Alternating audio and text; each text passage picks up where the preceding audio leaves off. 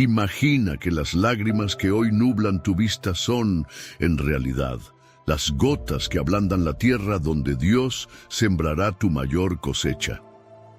Suena atrevido, ¿verdad? Pero detente un segundo y pregúntate, ¿y si el peso que llevas ahora fuera la medida exacta de la bendición que viene en camino? Tal vez estés agotado, al borde de soltarlo todo, sintiendo que tus planes se derrumban como castillos de arena. Sin embargo, la Biblia nos susurra una verdad insurgente. Lo que duele hoy, forma mañana. Mira tu historia con otros lentes. Cada desvelo, cada puerta cerrada, cada no que te partió el alma, no fueron tropiezos al azar. Fueron citas divinas con un Dios que pule diamantes en la oscuridad. Jesús nunca prometió un camino sin tormentas, pero sí aseguró su presencia en la barca. El Padre no elimina todos los hornos, pero sí regula cada grado del fuego para que la fe salga brillante como el oro. Tus pruebas son cartas firmadas por el cielo que dicen, prepárate, viene algo mayor.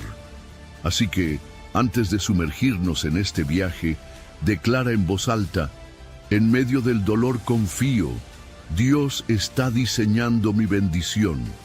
Escribe esta frase en los comentarios, deja que resuene en tu corazón y atrévete a creer que tu proceso ya huele a victoria. Comencemos. Número 1. El propósito oculto detrás de tus pruebas. ¿Alguna vez te has detenido a pensar que aquello que más te pesa podría ser en realidad lo que más te está formando?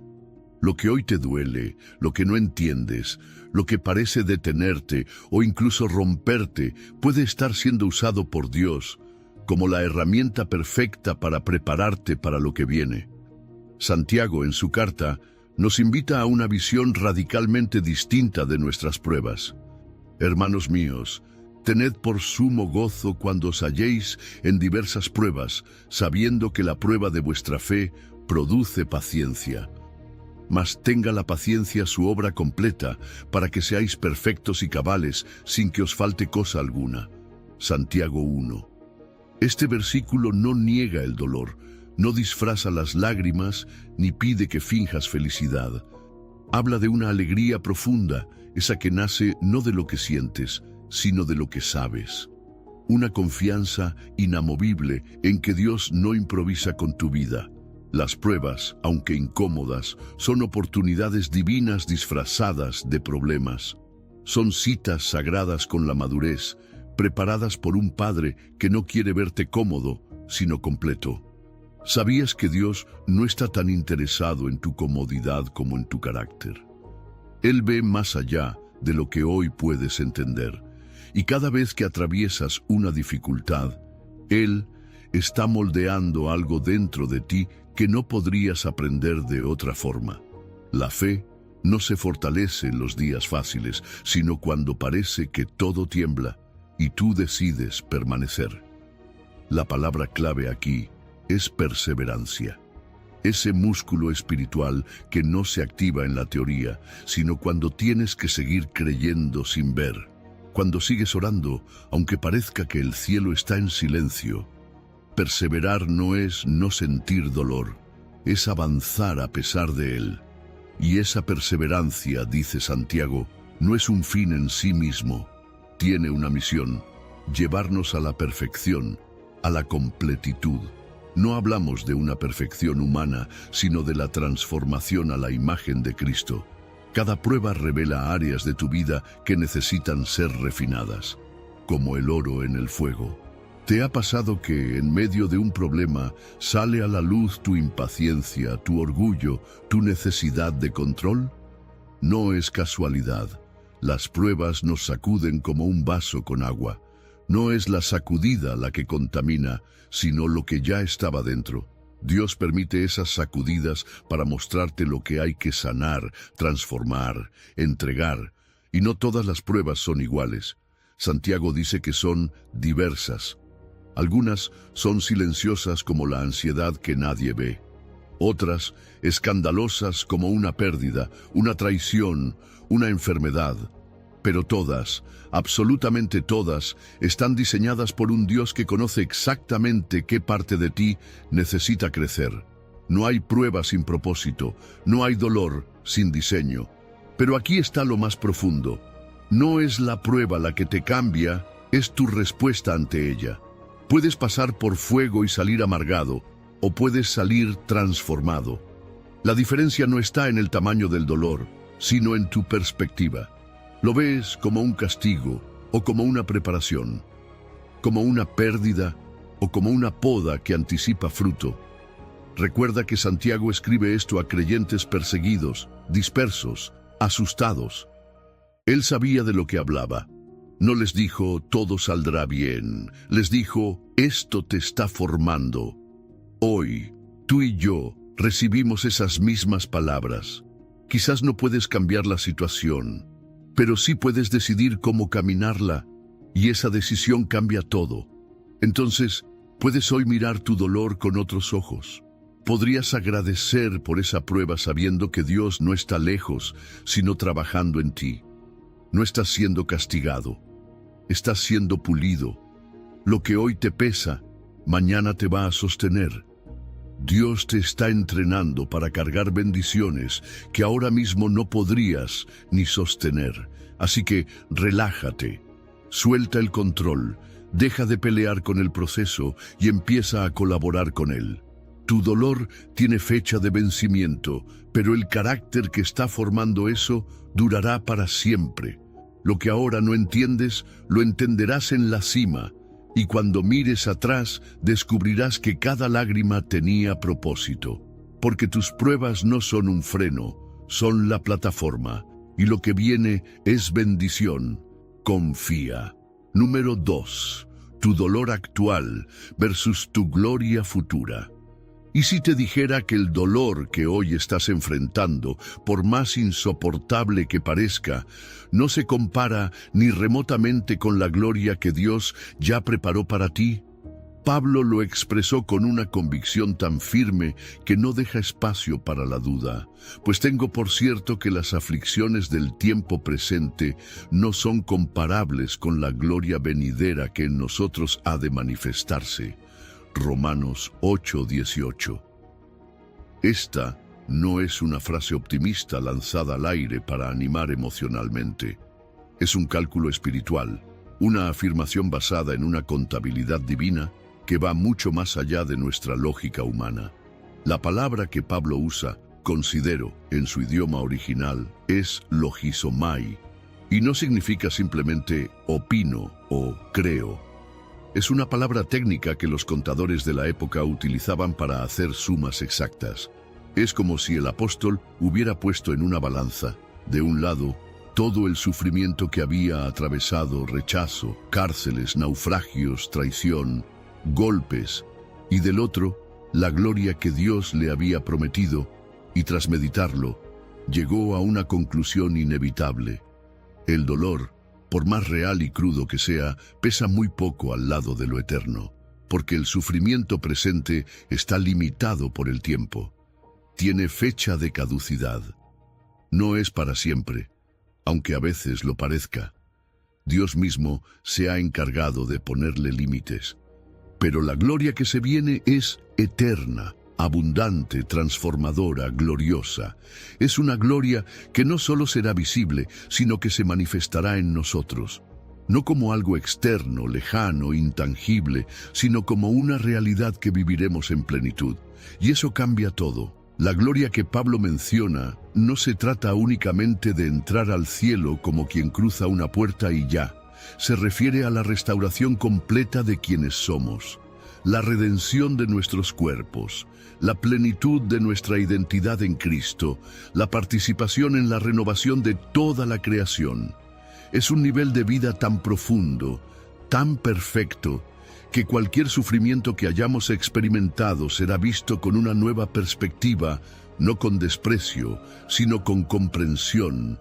Y es que el dolor, aunque no lo elegimos, juega un papel importante en nuestro crecimiento. Lo que hoy te rompe, mañana te eleva, porque tu capacidad para disfrutar la gloria eterna será potenciada precisamente por el dolor que has enfrentado aquí. Así como los ojos se acostumbran a la oscuridad y aprenden a ver lo invisible, así también el alma que ha atravesado el valle del dolor podrá ver con mayor claridad la belleza de la redención. Pablo no habla de teoría. Escribió estas palabras cuando estaba siendo perseguido, cuando su cuerpo llevaba cicatrices por causa del Evangelio. Y aún así, él no dudó. Sabía lo que decía porque lo había vivido. No minimiza el sufrimiento, pero lo ubica en el contexto eterno, porque cuando miramos solo el momento presente, todo parece definitivo, pero cuando levantamos la mirada y vemos el plan completo, entendemos que esto es solo un capítulo más, no el final del libro. No importa si tu dolor es físico, emocional, relacional o espiritual, la Biblia no lo niega ni lo trivializa. Dios no se burla de tus lágrimas, al contrario, las recoge una por una. Pero te recuerda algo vital: esto también pasará. Y cuando haya pasado, cuando estés en ese lugar de plenitud que Él ha preparado para ti, entenderás que todo lo que viviste aquí sirvió como preparación, que cada lágrima tuvo un propósito, que tu historia no fue en vano. Este versículo no nos llama a la pasividad, no es para que simplemente aguantemos hasta que todo acabe. Es un combustible espiritual para perseverar, para seguir creyendo cuando todo grita que no vale la pena, para confiar cuando no entendemos, para rendir nuestros planes cuando no se parecen a los de Dios, y decir con fe: Señor, haz lo que tú sabes que es mejor. Y ahí es cuando sucede algo poderoso, cuando dejamos de luchar contra lo que no entendemos y empezamos a confiar en quien lo entiende todo, cuando soltamos nuestros propios cálculos para abrazar la contabilidad del cielo, cuando decidimos ver el dolor no como un obstáculo, sino como un contraste que hará brillar aún más la gloria que vendrá. Hoy, lo que parece una montaña en la eternidad será apenas un grano de arena. No porque no sea real, sino porque Dios ya lo ha puesto en su lugar. Y si hoy puedes creer eso, si hoy puedes confiar en que tu dolor está siendo usado por un Dios perfecto, entonces puedes respirar, puedes descansar, puedes decir con paz: Señor, yo suelto mis planes y me aferro a los tuyos, porque tu gloria vale más que mi lucha. Número 3. Tribulación leve, gloria eterna. ¿Has sentido que el dolor que atraviesas es demasiado pesado para llamarlo leve? ¿Que esa prueba que te está quebrando por dentro no tiene sentido alguno? Y sin embargo, Pablo sí, ese mismo Pablo que fue golpeado, encarcelado, traicionado, perseguido y dejado casi por muerto, se atreve a decir lo siguiente: porque esta leve tribulación momentánea produce en nosotros un cada vez más excelente y eterno peso de gloria. No mirando nosotros las cosas que se ven, sino las que no se ven, pues las cosas que se ven son temporales, pero las que no se ven son eternas. Segunda de Corintios 4:17. ¿Cómo alguien puede llamar leve a un sufrimiento intenso? La clave no está en negar la realidad del dolor, sino en aprender a compararlo con el propósito eterno que ese mismo dolor está produciendo. Pablo no está minimizando tu prueba, no está diciendo que no duele, está diciendo que en comparación con la gloria que viene, ese dolor es leve. La palabra que utiliza habla de algo que, en la balanza eterna, pesa muy poco frente al peso infinito de lo que Dios está formando en ti. Y esto es impactante. Pablo no dice que el sufrimiento pasará sin dejar rastro, ni que simplemente hay que resistirlo. Él afirma que ese sufrimiento produce algo. Significa que el sufrimiento está trabajando activamente en ti.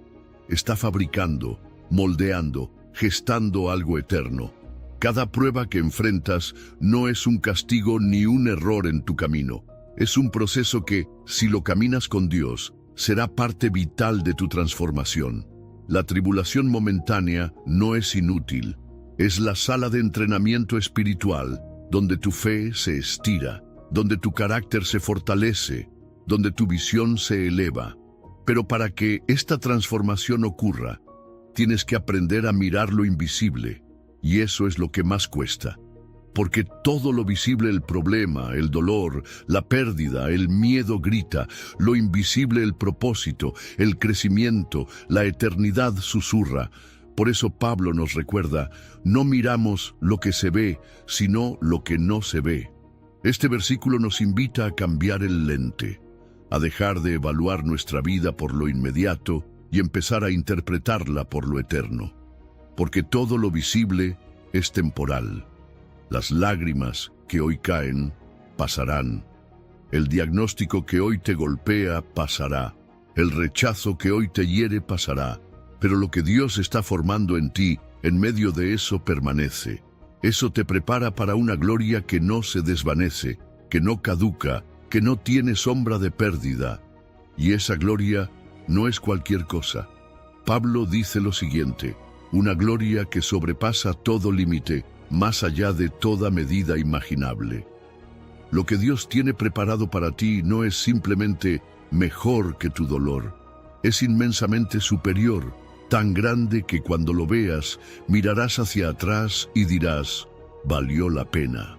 No porque el dolor desaparezca de la memoria, sino porque su fruto lo redime todo. Piensa en esto: cada lágrima derramada en fe no se pierde, son semillas. Y aunque hoy estén enterradas en tierra oscura, silenciosa y fría un día, germinarán en gloria. Cada oración hecha con el corazón roto, cada noche de insomnio confiando aunque no veías nada, cada acto de obediencia en medio de la incertidumbre, están fabricando en ti un peso eterno. Nada es en vano. Esto no es resignación, es participación. No se trata de aguantar y esperar que todo pase. Se trata de entregarle tu dolor a Dios, de rendir tu sufrimiento en sus manos, de permitir que lo use como materia prima para hacerte más semejante a Cristo. Porque ahí es donde el dolor deja de ser solo dolor y se convierte en bendición. Sí, hoy quizás sientes que estás atravesando un abismo, pero desde la eternidad será apenas un parpadeo. Y ese parpadeo, si se vive con fe, está produciendo una gloria incomparable. No te aferres solo a lo visible, no te encierres en lo momentáneo. Suelta tus planes, relájate en su soberanía, confía en que, aunque no entiendes todo, Dios no ha dejado de trabajar en ti. Y cuando llegue el día, ese día glorioso en que todo se revele, verás que el peso del dolor jamás superó el peso de la gloria. Y entenderás que cada paso, cada herida, cada prueba fueron parte exacta del plan perfecto de tu Padre. Número 4. El fuego que prueba tu fe. Cuando sientes que el fuego te rodea, cuando las circunstancias aprietan y parece que todo a tu alrededor comienza a derretirse, no estás siendo destruido, estás siendo purificado. Pedro, en su carta, lo expresa con una claridad que impacta.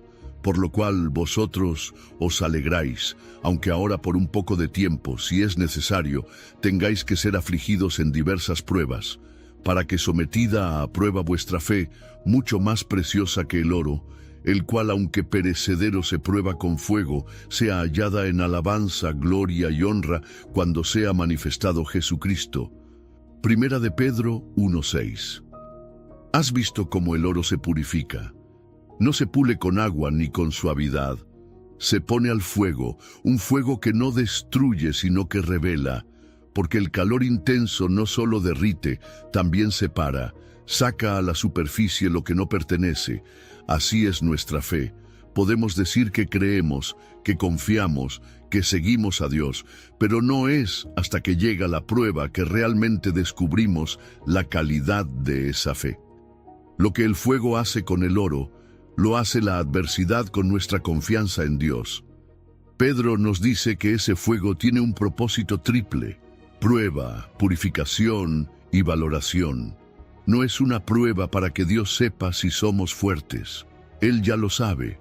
Es para que nosotros mismos veamos lo que hay en nuestro interior. Hay aleaciones en nuestra fe que no se notan a simple vista, dudas escondidas, motivos mezclados, condiciones no confesadas. Cosas que no se ven en los días de calma, pero que el calor revela. Y una vez que se revelan, pueden ser sanadas, purificadas, transformadas. La palabra que usa Pedro para prueba no es simplemente un examen, es un proceso intencional de refinamiento, como el del orfebre que no busca destruir el oro, sino aumentar su valor. Y hay algo maravilloso aquí. El oro, por valioso que sea, es perecedero, se oxida, se pierde, se destruye. Pero la fe purificada por Dios tiene un valor eterno. Una fe probada es una fe que permanece. Una fe que ha llorado, que ha esperado sin ver, que ha resistido el calor y no ha abandonado esa fe, resplandece. Y Pedro agrega algo todavía más sorprendente.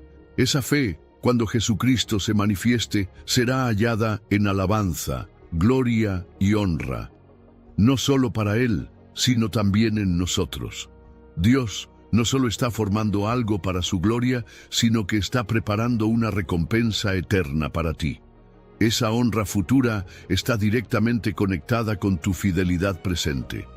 Cada vez que permaneces firme en medio del dolor, estás almacenando un peso de gloria que será revelado en el momento preciso. ¿Sabes qué es aún más poderoso? Pedro no habla desde una burbuja teológica. Él escribe a creyentes perseguidos, a personas que estaban siendo maltratadas, desplazadas, excluidas por su fe.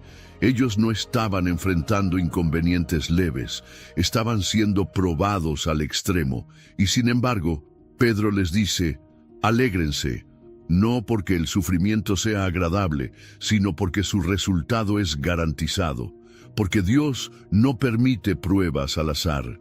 Las calibra con precisión, como el orfebre que sabe cuánta temperatura puede resistir el oro sin destruirlo. Dios conoce el punto exacto hasta donde puede permitir el fuego en tu vida para que no seas dañado, sino fortalecido. Y ese fuego, aunque parece eterno cuando lo estás viviendo, es solo por un poco de tiempo. Esta frase no es un consuelo superficial. Es una declaración eterna. Lo que hoy parece insoportable tiene un límite y más aún, tiene un propósito. Y si puedes aprender a ver eso, si puedes atravesar la prueba con los ojos puestos no en lo que sientes, sino en lo que se está formando, saldrás más fuerte, más limpio, más parecido a Cristo. Hay una imagen hermosa que usaban los antiguos orfebres. Decían que el oro estaba listo cuando podían ver su propio reflejo en él. Así también Dios permite el fuego hasta que su imagen pueda reflejarse claramente en ti. No porque quiera verte sufrir, sino porque quiere verte brillar. Porque tu mayor bendición no es evitar la prueba, sino salir de ella con una fe que resplandezca. Y eso solo lo logra el fuego. Así que si hoy estás atravesando un tiempo difícil, si todo parece agobiarte y no entiendes por qué, recuerda esto: no estás siendo castigado, estás siendo refinado. Y cuanto más intenso el fuego, más profunda será la transformación. Suelta tus planes. Confía en el orfebre. Él no ha perdido el control. Y cuando todo pase, verás que cada lágrima fue una chispa en el fuego de tu bendición. Número 5. No te ahogarás en tus pruebas. Quizás hoy sientes que estás en medio de aguas profundas, que la vida te arrastra con fuerza, que cada ola parece más alta que la anterior y que tus fuerzas ya no dan para más. O tal vez lo que te rodea es fuego, una prueba tan intensa, tan dolorosa, que sientes que te consume por dentro. Pero hay una promesa eterna que permanece firme como un ancla en medio del caos. Cuando pases por las aguas, yo estaré contigo. Y si por los ríos, no te anegarán. Cuando pases por el fuego, no te quemarás, ni la llama arderá en ti. Porque yo, Jehová, Dios tuyo, el Santo de Israel, soy tu Salvador. Isaías 43:2. Dios no promete que no habrá aguas. No promete que no sentirás calor, pero sí promete algo infinitamente más poderoso, que estará contigo. que esas aguas no te hundirán, que ese fuego no te destruirá, porque Él es tu creador, tu formador, tu redentor. Y esa identidad, la tuya y la suya, es la base sobre la cual descansa esta promesa. No se trata de un consuelo abstracto, se trata de una declaración divina basada en relación. Yo te creé, dice el Señor, no eres un accidente. Yo te formé. Conocí cada detalle antes de que existieras. Yo te redimí. Pagó un precio altísimo por ti. Por eso, cuando Él dice, yo estaré contigo, no es un acompañamiento distante, es el compromiso de un padre que ha apostado todo por tu vida. Las aguas representan esas pruebas que te superan, situaciones que te sobrepasan, que te ahogan emocionalmente, que parecen no tener fin. Pero Dios dice, no te anegarán, porque Él ha puesto un límite, un borde invisible, como un muro de contención que impide que lo que te rodea te arrase por dentro. No importa cuán profundas parezcan las aguas, hay una mano más profunda que las sostiene. Y luego viene el fuego, ese calor abrasador que representa el dolor más interno, más intenso, más refinador. Puede ser la pérdida de un ser querido, una traición que quiebra, un diagnóstico que sacude el alma, y Dios dice, no te quemará, porque, aunque lo sientas arder, aunque parezca insoportable, no tiene permiso para destruirte. Dios controla la temperatura, Él sabe hasta dónde puede llegar, y si lo permite, es porque está formando algo eterno en ti. La clave está en una palabra, ¿cuándo? No dice si pasas, dice cuando pases. Porque el sufrimiento no es opcional. Las pruebas no son una excepción, son parte del camino. Pero lo que cambia todo es lo que sigue. Yo estaré contigo. Esa es la diferencia entre ser aplastado o ser sostenido, entre hundirse o atravesar. Lo que garantiza tu victoria no es la ausencia de prueba, sino la presencia de Dios en medio de ella. Y este pasaje no fue escrito en tiempos fáciles, fue escrito en medio del exilio, cuando Israel pensaba que Dios se había olvidado de ellos. Un pueblo que había perdido su tierra, su templo, su estabilidad. Y Dios les recuerda, tú vales más de lo que imaginas. Por ti he dado hombres, por ti he entregado naciones. Es su forma de decirnos, no has sido abandonado. Aun cuando todo a tu alrededor parece contradecirlo, yo sigo contigo. Hay una imagen que lo resume todo. Los 3 jóvenes en el horno de fuego fueron arrojados por su fe. Y sí, el fuego era real. Sí, la amenaza era mortal. Pero cuando el rey los miró, vio a 4. Porque en medio de la llama apareció uno más. Y no salieron solos, salieron sin olor a humo, salieron sin daño, salieron con una historia que jamás habrían vivido sin haber pasado por ese fuego. Así también tú. Puede que hoy no entiendas el porqué de tu dolor. Puede que sientas que el fuego te rodea, que el agua te cubre. Pero si abres los ojos espirituales, verás que no estás solo. Hay un 4.º hombre en tu horno, hay una presencia en tus aguas, y esa compañía lo cambia todo. Relájate, suelta tus planes, deja de luchar con tus propias fuerzas y confía. Porque Dios no te está pidiendo que evites las pruebas, te está enseñando a atravesarlas con Él. Y al otro lado, no solo habrá bendición, habrá transformación. Porque lo que hoy te parece una amenaza, mañana será testimonio.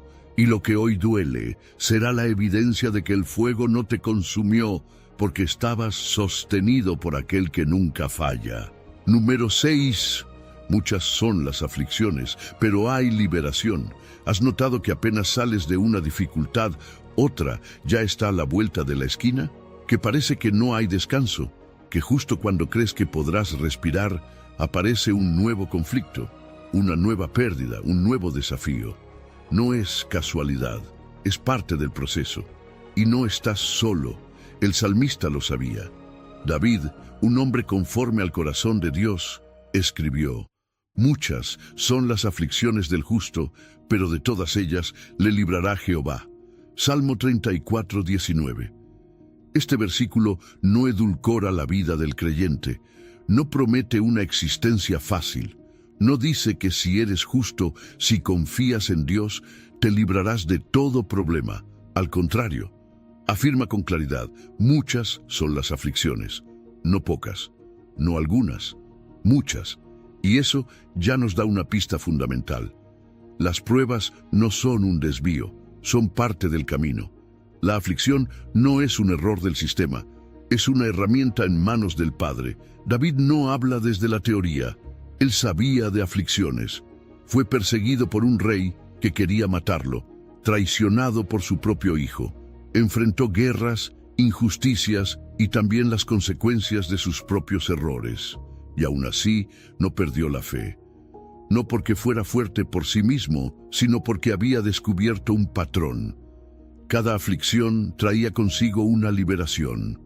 La palabra que usa en hebreo para librará es natsal, que significa rescatar activamente, liberar con intención, intervenir con poder. No es simplemente sobrevivir por poco, es ser rescatado con propósito. Dios no deja a sus hijos abandonados a la suerte. Cada prueba que enfrentas viene con una salida preparada. No una salida cualquiera, sino una que te transforma mientras te libera. Y aquí está la belleza de este versículo, el contraste. Muchas aflicciones, pero todas las libraciones. No hay una sola aflicción que quede fuera del alcance de Dios. Si hoy estás en medio de una tormenta, si crees que esta vez no saldrás, que esta prueba te va a superar, escúchame, no será la excepción. Dios no pierde ninguna batalla. Él no deja procesos sin cerrar.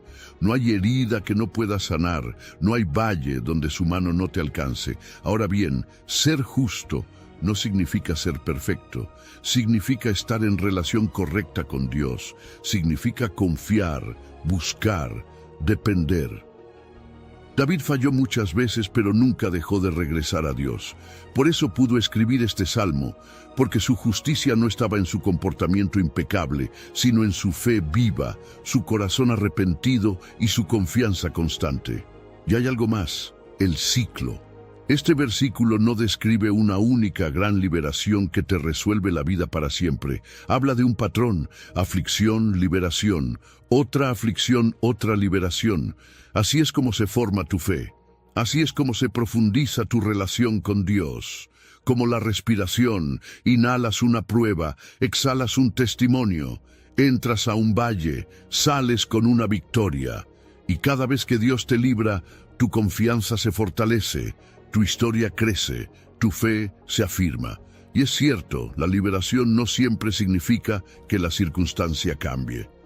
A veces, la liberación es interior. Es esa paz que te sostiene cuando el problema sigue. Es la fuerza que te empuja cuando pensabas rendirte. Es la presencia de Dios que te abraza cuando todo lo demás parece irse. Porque Él no siempre saca el obstáculo, pero siempre te saca a ti con más firmeza, con más luz, con más fe. David escribió este salmo después de un momento muy vergonzoso.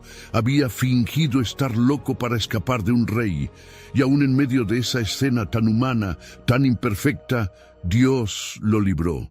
Porque no se trata de ser impecable, se trata de estar dispuesto, de buscar a Dios aun cuando fallamos, de reconocer que no podemos solos y de correr a sus brazos en medio de la tormenta.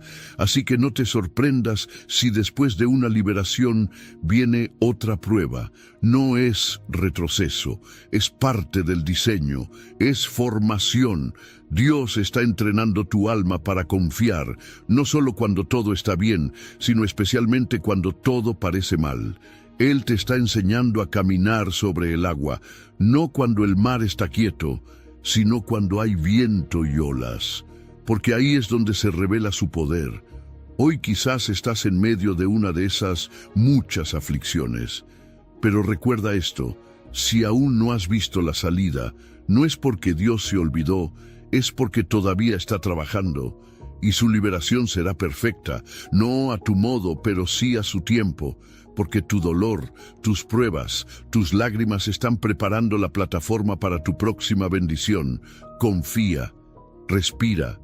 Él ya ha escrito el final y en cada etapa su mano te sostendrá. Número 7. El crisol que revela tu verdadero valor. Hay momentos en los que sentimos que la vida se nos rompe entre las manos, que todo lo que dábamos por seguro se desvanece y que Dios guarda silencio. Job conoció esa oscuridad, lo perdió todo, sus hijos, su salud, sus bienes, su reputación, y aún así, en medio de ese abismo, fue capaz de declarar algo que se convirtió en una de las afirmaciones más poderosas de confianza en el proceso divino. Pero Él conoce mi camino, me probará y saldré como el oro. Job 23:10. Job no niega el dolor. De hecho, sus palabras anteriores son un clamor sincero.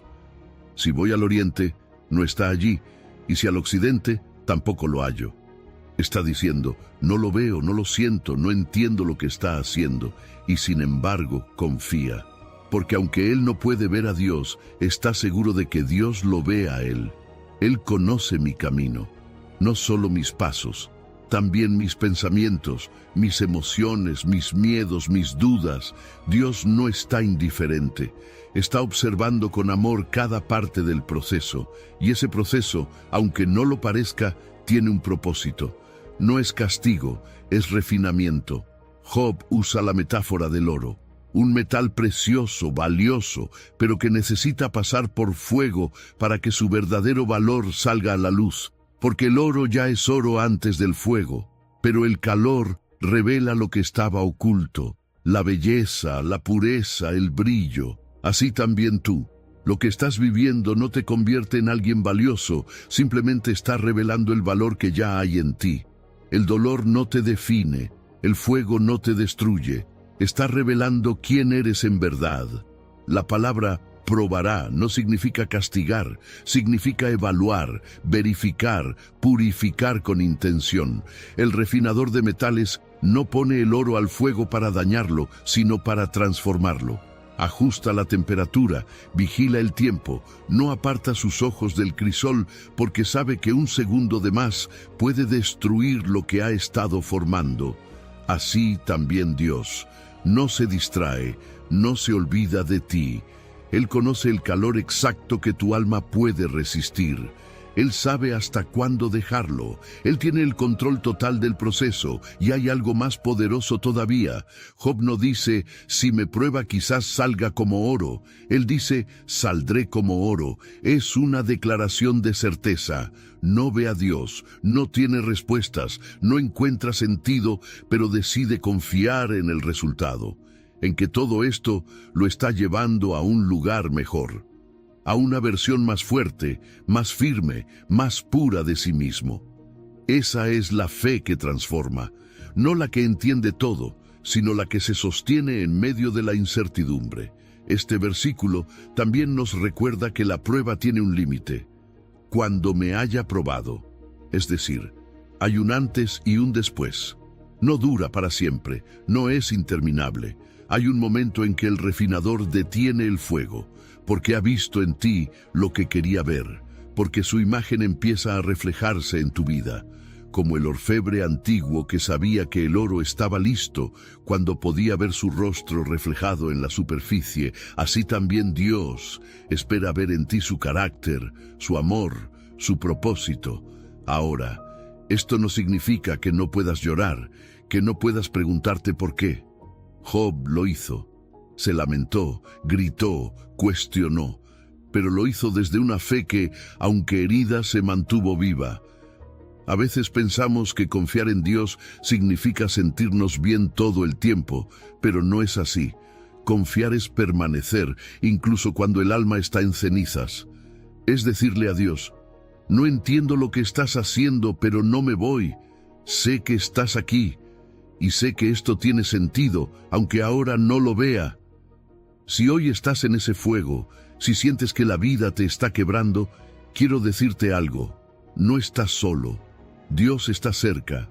no para rescatarte antes de tiempo, sino para caminar contigo en cada instante del proceso. Él conoce tu camino, Él sabe exactamente dónde estás y hacia dónde te está llevando.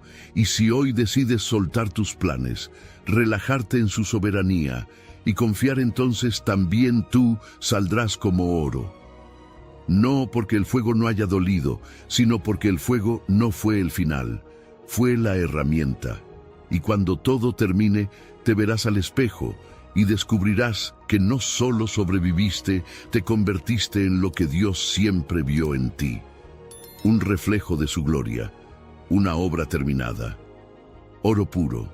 Número 8. El plan de prosperidad tras el exilio.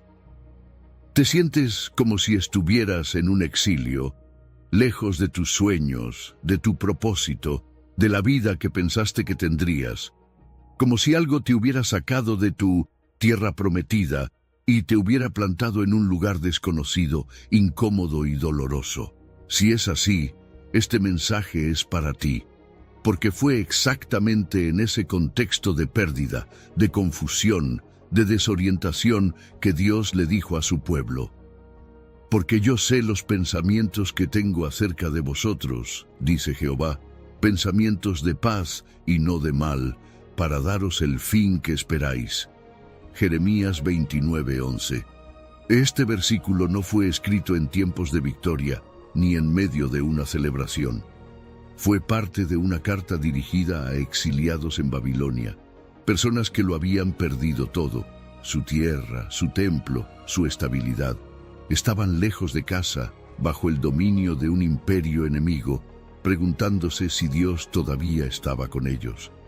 Y en medio de ese dolor, el Señor les responde: yo tengo un plan, no he improvisado, no me ha tomado por sorpresa lo que están viviendo. Todo esto, incluso el exilio, está dentro de mi diseño. Yo sé los pensamientos que tengo para ustedes. Y aquí la palabra clave es pensamientos, que no significa solo deseos o intenciones. Habla de planes elaborados, diseños estratégicos, estructuras complejas. Dios no piensa de forma vaga. Él diseña, Él calcula, Él ordena cada detalle con precisión eterna. Y su plan, aunque en el momento parezca contradictorio, es de paz, de shalom. No solo la ausencia de conflicto, sino bienestar integral, emocional, espiritual, físico, relacional. Un plan que abarca todas las dimensiones de tu ser. Ahora, lo impactante es que esa promesa viene justo después de un anuncio desafiante. 70 años de exilio. No 7 días, no 7 meses. 70 años de espera, de transformación, de disciplina y redención. Eso nos enseña algo profundo. El hecho de que Dios tenga un plan bueno no significa que el proceso será corto, pero sí significa que cada segundo cuenta, cada año, cada lágrima, cada día aparentemente perdido está incluido en ese plan. Es difícil entender esto cuando todo parece estar en pausa, cuando sentimos que el tiempo está siendo desperdiciado. Pero Dios no desperdicia tiempo. Él lo llena de propósito, aun cuando no lo vemos. Por eso dice, pensamientos de esperanza y de futuro. La esperanza bíblica no es optimismo sin base, es una expectativa viva, anclada en la fidelidad de un Dios que no cambia, y el futuro que promete no niega tu presente difícil, lo incluye, lo redime, lo transforma. Y este mensaje no fue para un individuo solitario, fue para un pueblo, una comunidad. Dios estaba formando una identidad colectiva, no solo rescatando personas aisladas. Y eso nos recuerda algo poderoso. Tus pruebas no se viven mejor en aislamiento. La esperanza se fortalece cuando se comparte. El dolor se transforma cuando se procesa en comunidad. Los exiliados fueron llamados a construir casas, plantar huertos, casarse, tener hijos, buscar el bienestar de la ciudad donde estaban, en otras palabras, vivir plenamente, incluso en el exilio. Porque el plan de Dios no empieza cuando todo mejora. Empieza ahora, incluso en el terreno duro. Esto te habla a ti también. No esperes a que todo esté bien para confiar. No pongas pausa a tu vida esperando el día en que todo cambie. Dios está contigo ahora. El exilio no detuvo su plan. Fue parte del plan. La tierra lejana no anuló su propósito, lo profundizó. Y si hoy te sientes lejos de donde pensabas estar, recuerda, el que te llevó ahí no lo hizo para destruirte, sino para reconstruirte. Y cuando el tiempo llegue en su tiempo, no en el tuyo, verás que cada temporada tuvo sentido, que no hubo pérdida, solo preparación, que no hubo desvío, solo redirección. Así que relájate, suelta tus planes, confía, porque aunque hoy te parezca que estás estancado, Dios ya está viendo el final. Y es bueno, no un final de resignación, sino de esperanza. Un final que te llevará no solo a la tierra prometida, sino a convertirte en alguien capaz de habitarla con sabiduría, con gratitud, con madurez, porque tu dolor y tu exilio no son interrupciones del plan. Son la base sobre la cual Dios está edificando algo más grande de lo que puedes imaginar. Y cuando mires atrás, verás que fue en Babilonia, no en Jerusalén, donde tu fe se hizo más fuerte, tu identidad se consolidó y tu corazón aprendió a confiar verdaderamente. Número 9. El llanto dura una noche, la alegría llega. La noche puede parecer interminable cuando estás despierto en la oscuridad. Cuando las lágrimas no cesan y el alma no encuentra consuelo, todo dentro de ti grita que la esperanza se fue a dormir y no ha vuelto a despertar. Pero el salmista nos deja una verdad inmensa envuelta en una frase corta, cargada de poder. Porque un momento será su ira, pero su favor dura toda la vida. Por la noche durará el lloro, y a la mañana vendrá la alegría. Salmo 35. Es una promesa, un patrón divino, un ciclo sellado por el diseño de Dios. El llanto tiene un límite, pero la alegría viene con certeza. David no habla desde un palacio cómodo. Este salmo fue escrito para la dedicación del templo, sí, pero brota de una historia profunda de restauración personal. David conocía bien lo que era llorar durante la noche. Había pasado por el duelo, la traición, el pecado, la pérdida. Pero también había experimentado la fidelidad de un Dios que no lo dejó hundido, que transformó sus noches más oscuras en cantos de victoria. Por eso escribe con tal convicción: el llanto solo se queda a dormir, pero no se queda a vivir. La palabra usada para durará sugiere la idea de un huésped. El llanto llega, se aloja, se sienta un rato, pero no firma contrato de permanencia. No tiene la autoridad para quedarse más allá de lo que Dios ha permitido. Y esto cambia la perspectiva por completo, porque si el dolor es solo un visitante, entonces tú no eres su propiedad. Tú no fuiste diseñado para vivir bajo la sombra del sufrimiento, sino para atravesarlo y salir al otro lado más fuerte, más sabio, más lleno de propósito. La metáfora de la noche y la mañana no es solo temporal, también es existencial. La noche representa el caos, la confusión, la falta de respuestas. Es el espacio donde nuestros pensamientos se hacen más ruidosos y nuestras fuerzas más débiles. Pero el amanecer representa revelación, entendimiento, redención. Hay cosas que no se ven con claridad hasta que llega la luz. Por eso, el cambio no siempre es gradual. A veces es tan repentino como un amanecer que, sin aviso, disuelve la oscuridad en segundos. Así actúa Dios. Puede parecer que nada cambia hasta que de pronto todo cambia. Y hay algo poderoso en cómo David expresa esta verdad. La alegría vendrá. No dice quizás. No dice si haces todo perfecto. No dice si lo mereces. Dice que viene. Es un júbilo fuerte, un grito de celebración. Lo que Dios está preparando para ti no es una simple mejora, es una transformación. La noche no solo termina, da paso a algo que supera lo que perdiste. La alegría no es proporcional al dolor, lo sobrepasa. Esto no significa que el dolor sea falso. No lo es real, es válido, es parte del viaje, pero también es limitado. Tiene un papel, un propósito y un final. La noche te permite ver estrellas que la luz del día oculta. En lo espiritual, eso significa que en medio de la oscuridad puedes descubrir aspectos de Dios que nunca habrías conocido en medio de la comodidad. Su consuelo, su sustento, su presencia silenciosa pero firme. Y mientras lloras, quizás no lo ves, quizás no lo sientes, pero el amanecer está en camino. No depende de tus emociones, ni de tus fuerzas, ni de tu fe perfecta.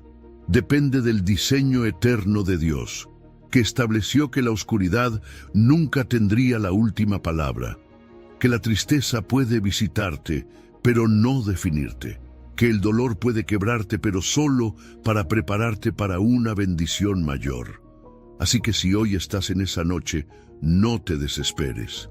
Si las lágrimas son tu lenguaje, si el silencio parece eterno, recuerda esto. La noche siempre tuvo fecha de vencimiento, y Dios ya está preparando la mañana. Una mañana que traerá alegría, propósito y nueva vida. No lo apresures, pero tampoco lo dudes. Tu llanto no es el final, es solo la antesala del gozo que vendrá. Y cuando ese amanecer llegue, cantarás con la certeza de quien atravesó la noche y encontró a Dios esperándolo al otro lado. Número 10. La obra comenzada será perfeccionada. A veces creemos que tenemos que tener todo resuelto, todo terminado, todo perfecto. Que si estamos luchando con lo mismo otra vez, entonces algo anda mal con nosotros. Que si no hemos cambiado lo suficiente, entonces Dios ya se cansó. Pero Filipenses 1:6 nos recuerda algo profundamente liberador. Estando persuadido de esto, que el que comenzó en vosotros la buena obra, la perfeccionará hasta el día de Jesucristo. Esta no es solo una promesa. Es una declaración de confianza, una garantía espiritual que pone el peso del proceso no sobre tus hombros, sino sobre los de Dios. Pablo escribe esto desde la prisión, no desde un momento de éxito, ni de libertad, ni de claridad, desde una celda, y aún así afirma con convicción: Dios no abandona lo que empieza. Él no inicia una obra para dejarla inconclusa. Si comenzó algo en ti, una transformación interior, un despertar espiritual, un cambio profundo de vida, entonces también se ha comprometido a terminarlo, y no de cualquier manera, sino a perfeccionarlo. Llevarlo hasta la madurez, hasta el propósito final, hasta lo que Él soñó cuando te miró por primera vez. La buena obra que menciona Pablo no es algo externo, superficial o circunstancial. Es el proceso de regeneración y transformación que empieza cuando recibimos a Cristo. Es esa renovación constante que a veces duele, que muchas veces es lenta, pero que siempre es activa. No siempre la ves, pero siempre está ocurriendo, porque el Espíritu de Dios trabaja en profundidad, en las raíces, en lo invisible. Y aunque tú pienses que estás estancado, Él está obrando. Y lo más importante es su obra, no la tuya. No depende de tu fuerza de voluntad, ni de tus méritos, ni de lo bien que lo hagas. Claro que tu obediencia importa. Claro que tus decisiones tienen peso, pero el que lleva la obra es Dios. Él la comenzó, Él la sostiene y Él la perfeccionará. Esta verdad alivia el alma cansada, porque no estamos llamados a fabricarnos una vida espiritual perfecta, sino a rendirnos al proceso de aquel que sabe lo que está haciendo con nosotros. La palabra perfeccionará habla de una culminación progresiva. No es algo instantáneo, es una construcción continua, como una obra arquitectónica que se levanta día tras día, y cada etapa, incluso las que parecen caóticas o sin sentido, forman parte del diseño final.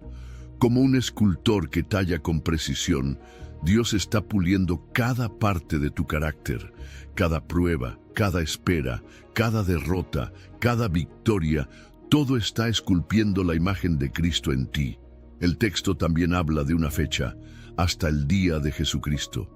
Eso significa que el proceso no termina cuando tú crees que ya estás listo. Termina cuando Él lo diga. Y eso no es una amenaza, es esperanza, porque mientras sigues respirando, Él sigue trabajando. No hay abandono, no hay olvido, no hay momentos en los que Dios diga, esto es demasiado complicado, mejor lo dejo así. Él es el maestro artista y nunca deja una obra a medias. Pablo no escribe esto solo para animar a una persona, es para una comunidad, en vosotros. Eso quiere decir que no estás solo en tu proceso, que tu crecimiento forma parte de una obra colectiva y que a veces lo que Dios está haciendo en ti está entretejido con lo que está haciendo en otros. Por eso es tan importante no aislarse, no compararse, no desesperarse. Cada uno tiene su ritmo, su cincel, su etapa, pero el mismo Dios. Y cuando piensas que ya no puedes más, cuando sientes que no estás avanzando, recuerda esto: el que comenzó la buena obra en ti no ha soltado sus herramientas, no ha perdido la visión, no se ha rendido contigo.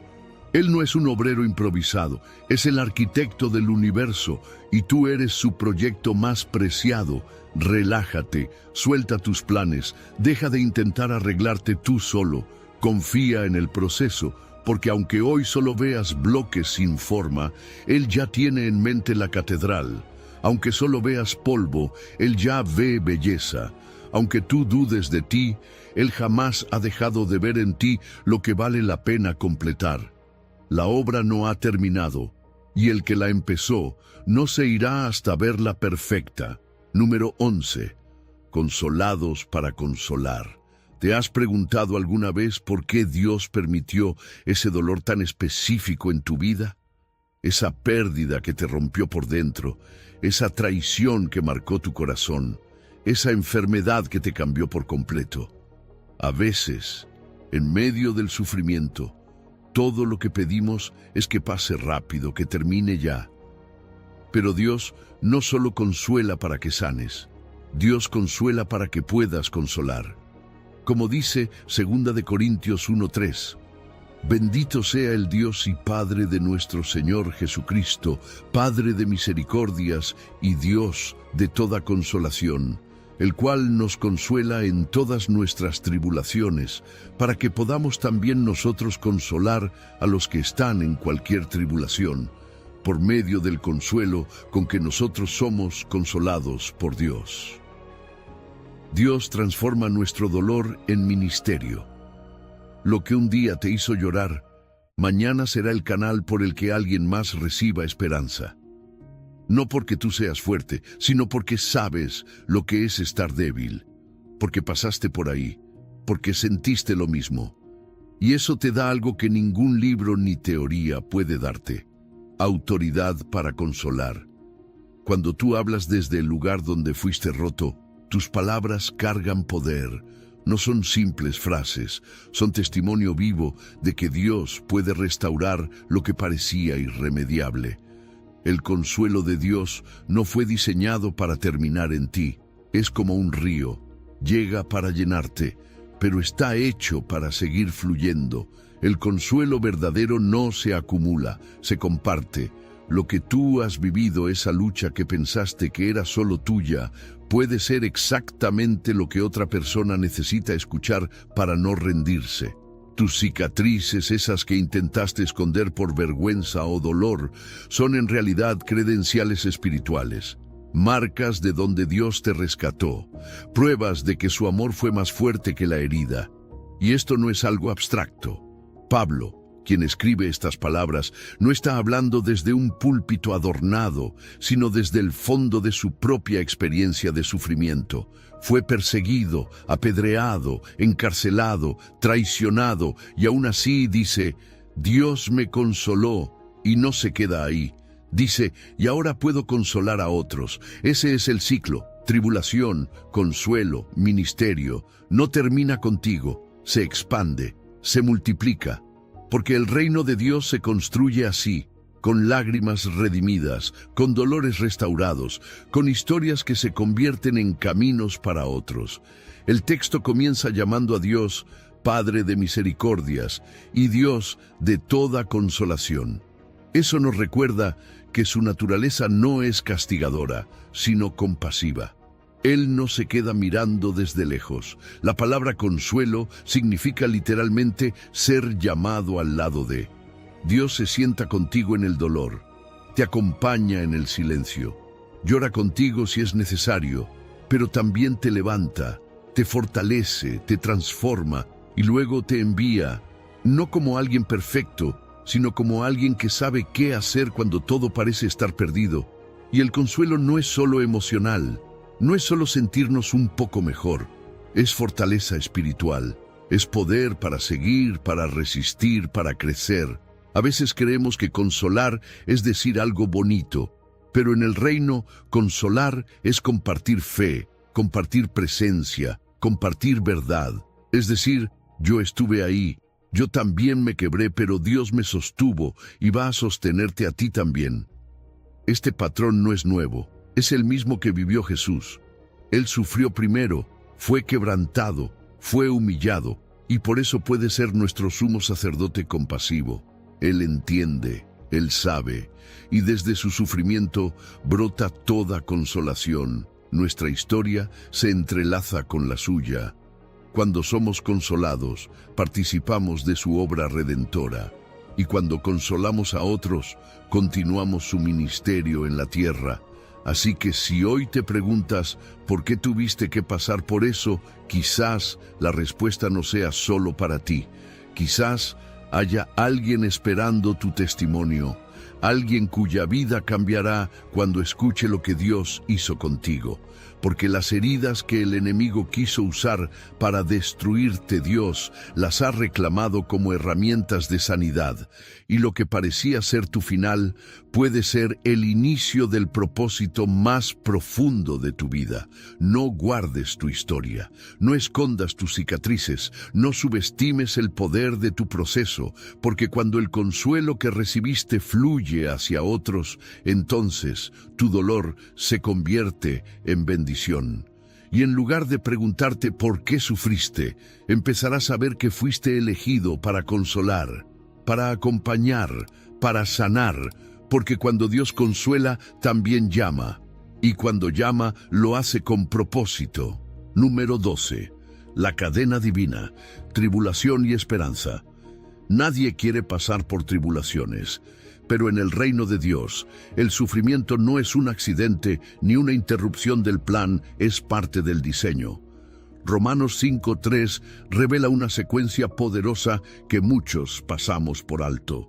Y no solo esto, sino que también nos gloriamos en las tribulaciones, sabiendo que la tribulación produce paciencia, y la paciencia prueba, y la prueba esperanza, y la esperanza no avergüenza, porque el amor de Dios ha sido derramado en nuestros corazones por el Espíritu Santo que nos fue dado. Aquí no hay nada fuera de lugar. Todo tiene un propósito. Todo está encadenado. Todo apunta a algo mayor. Dios no desperdicia una sola lágrima. Él ha diseñado una cadena divina que convierte la tribulación en esperanza inquebrantable. Pero esa esperanza no aparece de inmediato. No se salta pasos. Se construye como una escalera invisible, peldaño por peldaño. Y el primer peldaño es la tribulación. Es ese momento donde todo parece tambalearse, donde no entiendes, donde no ves, donde no hay respuestas. Pero ahí empieza el proceso. Esa tribulación genera paciencia, pero no cualquier tipo de paciencia, no una resignación pasiva, como quien dice, ni modo. Number, la palabra en el original griego, es hipomoné, y habla de una resistencia activa. Es esa fuerza que Dios pone dentro de ti para permanecer firme bajo presión, para seguir de pie cuando todo alrededor se desmorona. No es que no duele, es que eliges no retroceder. Es la fe que se aferra aún cuando el corazón tiembla. Y cuando esa paciencia se mantiene, surge algo nuevo, carácter probado. La palabra que se usa aquí es dokimé, que se refiere al proceso mediante el cual se demuestra la autenticidad de algo, como cuando el oro es probado por fuego. Tu carácter, tu fe, tu integridad no se revelan en los momentos cómodos, se forjan y se prueban en la dificultad.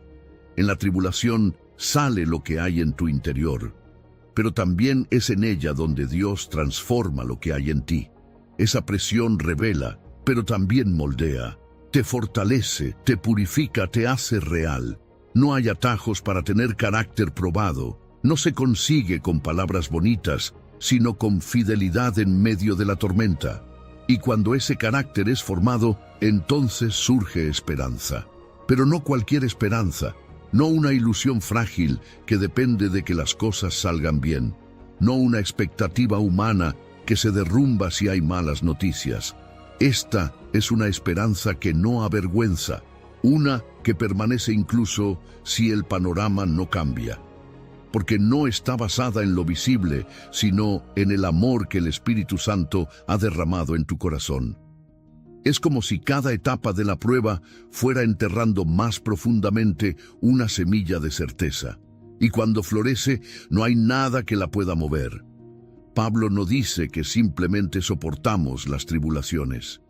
Dice que nos gloriamos en ellas. Y no porque seamos masoquistas, sino porque conocemos el final del proceso. Sabemos que lo que comienza con dolor terminará en esperanza. Esa palabra, gloriarnos, habla de celebrar con conciencia, de mirar el fuego y decir, sé lo que esto va a producir, no me gusta, pero sé lo que hará en mí. Así que no solo lo resisto, lo honro.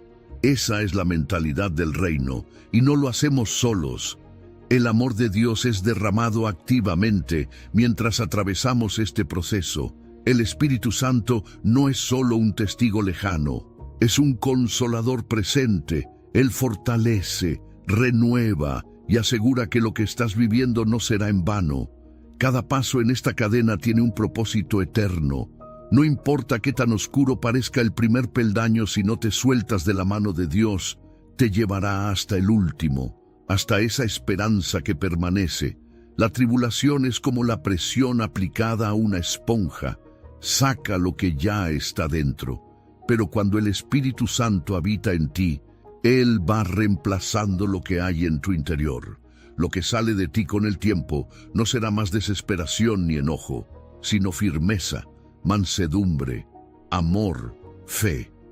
Él está formando en ti algo que no se puede fabricar en la comodidad, una fortaleza invisible, una paz que desafía la lógica, una esperanza que te sostiene cuando nada más puede.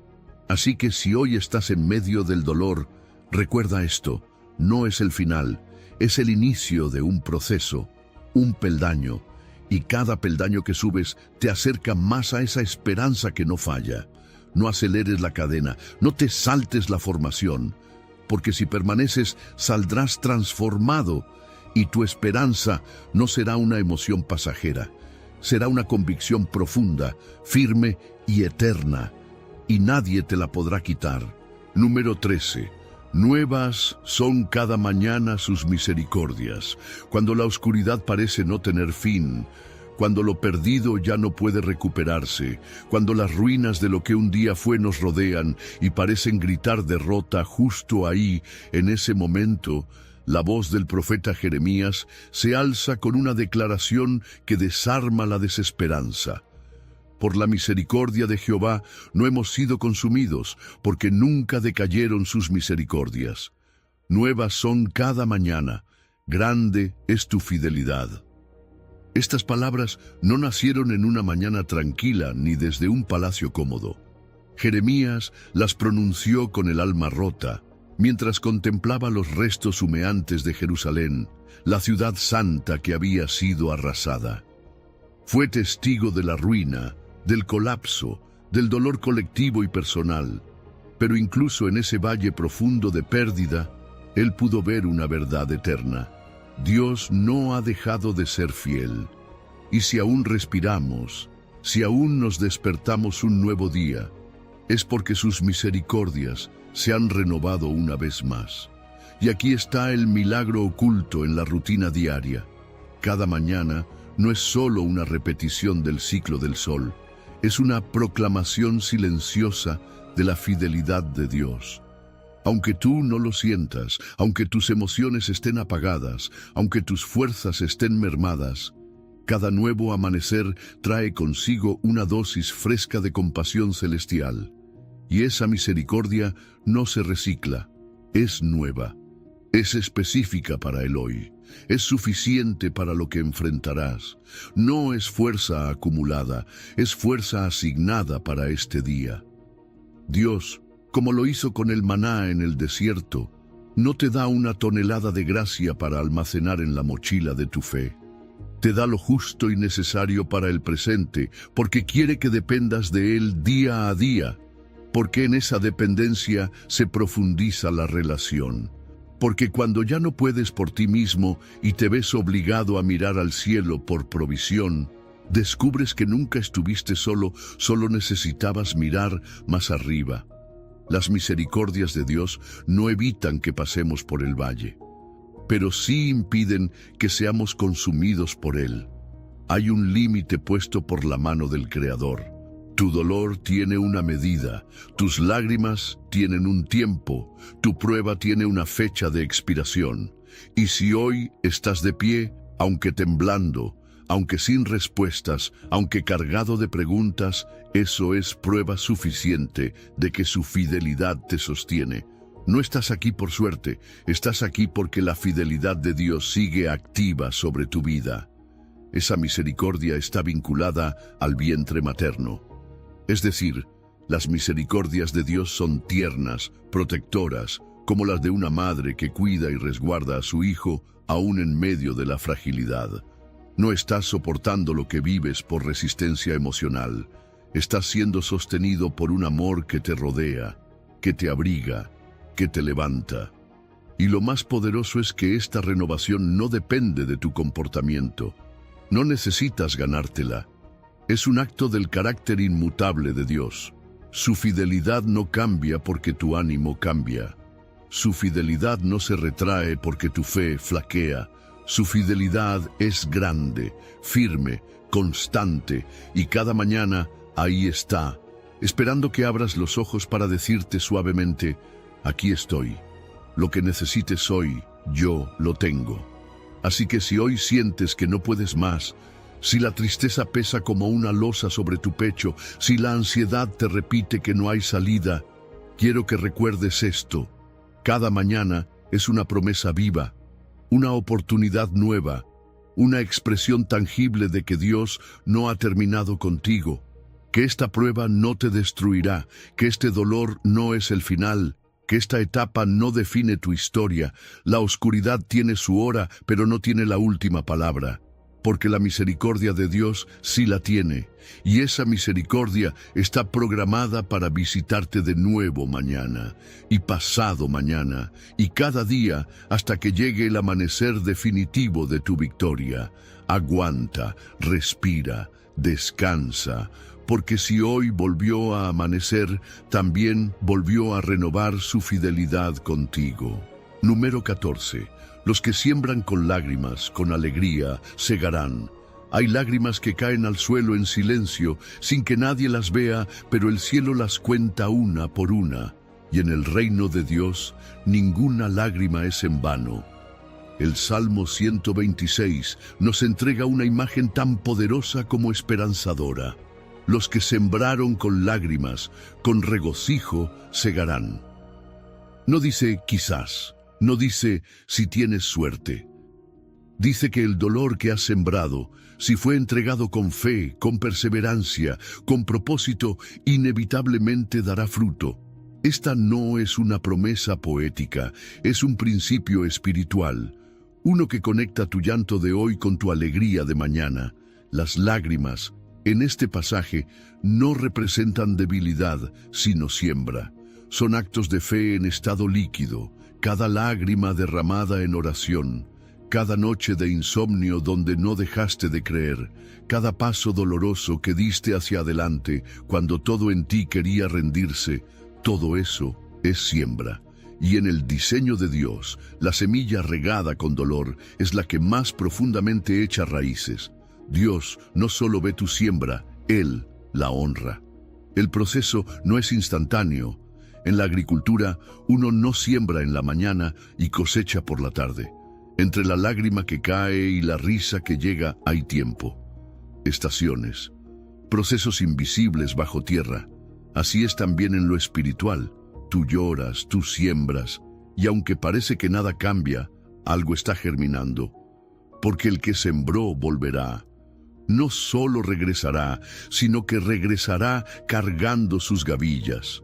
Volverás con tus brazos llenos de fruto, con tu corazón rebosante de gratitud. Volverás con alegría, sí, pero una alegría que solo es posible porque primero lloraste. Y hay algo más profundo aún en este texto. No solo lloras, sino que lloras mientras siembras. Hay quienes en medio del dolor se paralizan, se hunden, pero aquí la imagen es de alguien que camina llorando, sí, pero con semilla en la mano. No deja de moverse, no deja de actuar, no deja de obedecer. Esa persona no desperdicia el valle de lágrimas, lo convierte en campo fértil. Está sembrando mientras llora, sirviendo mientras duele, amando mientras sangra, confiando mientras duda. Esa clase de fe es la que activa cosechas sobrenaturales. La promesa es clara: no volverás con las manos vacías. Dios no es injusto para olvidar tu trabajo, tu esfuerzo, tu siembra silenciosa. Él no te dejará sembrar en llanto y no ver cosecha. Las gavillas llegarán, no unas pocas espigas, sino manojos abundantes. La cosecha será desproporcionada al dolor. Lo que viene compensará con creces lo que se fue. Y cuando recojas, entenderás por qué lloraste. Comprenderás que cada lágrima tenía propósito, que cada clamor tenía eco en el cielo, que nada fue perdido, solo plantado. Este salmo fue escrito en el contexto del regreso del exilio. Una generación que había perdido todo ahora volvía a casa. Y al mirar hacia atrás, podían decir: lloramos, sí, pero aquí están las gavillas. Aquí está la restauración. Aquí está el fruto. Lo mismo hará Dios contigo. No puedes volver al pasado. No puedes evitar lo que lloraste, pero puedes confiar en que el final será diferente. Puedes creer que esta temporada difícil no define tu historia, sino que prepara tu tierra. Dios es el agricultor fiel que jamás abandona el campo. Él sabe cuándo llover, cuándo regar, cuándo esperar. Él sabe cuándo hará brotar la cosecha. Y mientras tanto, Él te acompaña en la siembra, porque no estás solo en el campo. Él está contigo, en cada lágrima, en cada oración, en cada paso lento pero firme que das. Él está. Así que hoy, si estás sembrando con lágrimas, no te detengas. Sigue sembrando con fe, porque llegará el día en que mirarás tu vida y te verás volviendo con alegría, y las lágrimas que antes te ahogaban, ahora te regarán de gozo, no porque todo haya sido fácil, sino porque Dios fue fiel. Número 15. El final feliz de la historia de Job. Si el libro de Job terminara en medio de su dolor, sería una tragedia, pero no terminó allí, porque Dios nunca cierra una historia en el capítulo de la pérdida. El versículo en Santiago 5:11 dice: habéis oído de la paciencia de Job y habéis visto el fin del Señor, que el Señor es muy misericordioso y compasivo. Eso lo cambia todo. El sufrimiento no es el final. El dolor no es el punto final de tu historia. Dios tiene un fin, un propósito, una restauración que ya está escrita. Y si Él no ha dicho que terminó, entonces todavía hay más.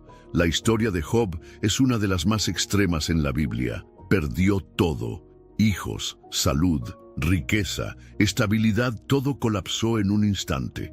Y sin embargo, en esa oscuridad, Job perseveró. ¿Qué significa eso? No que no lloró, no que no se quebró, no que no hizo preguntas o lanzó gritos al cielo. Perseverar no es no sentir, es seguir confiando en medio de lo que sientes. Y eso es lo que Job hizo. No soltó su fe, aunque estaba colgando de un hilo. Y ese hilo, que parecía débil, era más fuerte de lo que parecía porque estaba anclado en Dios.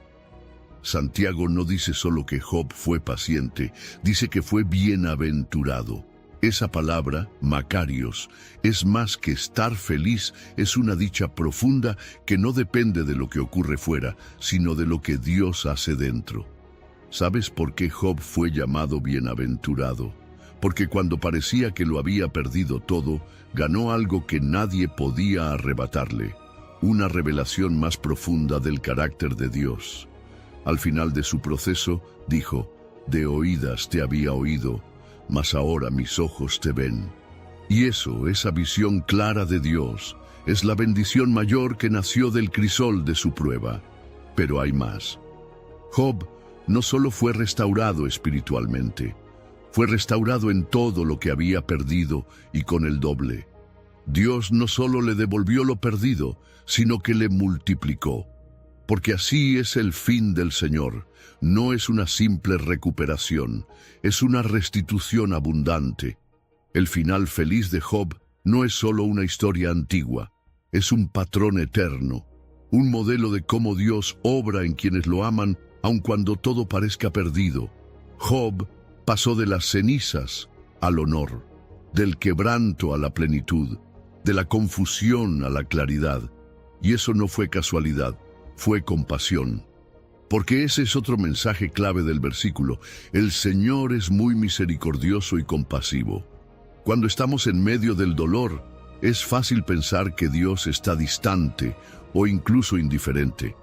Pero la historia de Job desmiente esa mentira. Dios no fue el ausente, fue el que monitoreó cada etapa, el que limitó la prueba, el que esperó el momento perfecto para intervenir. Su compasión no es debilidad, es una fuerza que restaura con precisión. Y su misericordia no es olvido del dolor, es amor que transforma el dolor en testimonio. La historia de Job también nos enseña que nuestras quejas no invalidan nuestra fe. Job habló mucho, cuestionó, gritó, pero no se apartó. Y Dios no lo reprendió por expresarse. Al contrario, lo sostuvo, lo escuchó y luego lo vindicó. Eso significa que no tienes que tener una fe perfecta para ser restaurado. Solo necesitas una fe perseverante. Una fe que, aunque tambalee, no abandone. Una fe que diga: no entiendo, pero no me voy. Esa clase de fe es la que lleva a un final escrito por Dios. Tu dolor no es el epílogo de tu historia. Es apenas un capítulo, y el capítulo que viene es restauración, es doble porción, es testimonio, es plenitud. Lo que has pasado no fue pérdida sin propósito, fue siembra profunda en la tierra de la confianza, y Dios ya está escribiendo el desenlace, porque el que comenzó la buena obra en ti, la perfeccionará, porque el Dios que permitió la prueba ya planeó la bendición. Y porque si Job terminó abrazado por la fidelidad divina, tú también lo harás. El final feliz no es un mito en el reino de Dios, es una promesa. Y está más cerca de lo que crees. Solo no sueltes la pluma, aún no llegamos al último capítulo. Si has llegado al final de este video, eres una persona dedicada y comprometida con el crecimiento espiritual y el acercamiento a Dios. El hecho de que hayas llegado hasta el final demuestra tu determinación para absorber conocimiento y aplicarlo en tu vida. Sigue buscando sabiduría y trabajando para fortalecer tu fe y tu relación con Dios. Recuerda que el aprendizaje y el acercamiento a Dios son un viaje continuo y gratificante. Mis videos ayudan a las personas de cualquier edad a acercarse a Dios, redescubriendo enseñanzas olvidadas y profundizando en la palabra divina. Comenta: estoy más cerca de Dios, para hacernos saber que llegaste hasta aquí y que estás en este camino de fe con nosotros.